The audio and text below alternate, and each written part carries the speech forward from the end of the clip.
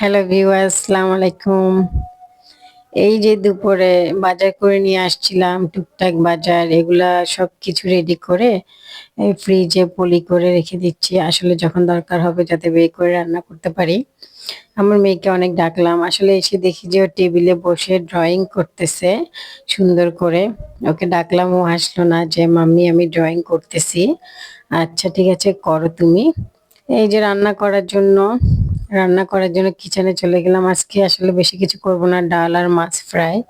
মাছটা আমি আগেই ১০ মিনিটের জন্য রেখে দিছিলাম সবকিছু মেখে। এখন ফ্রাইদানিতে দিয়ে ফ্রাই করে নিচ্ছি। নারকেলি মাছ ডাল দিয়ে আসলে অনেক ভালো লাগে। আমারও ভালো লাগে অনেক। আপনাদের কি ভালো লাগে? তো জানাবেন আপনাদের কার ভালো লাগে। রান্না-বান্নার ঝামেলা তো সবসময় লেগে থাকে। তার সাথে তো ছেলে-মেয়ের ঝামেলা তো ওইটাও তো থাকে।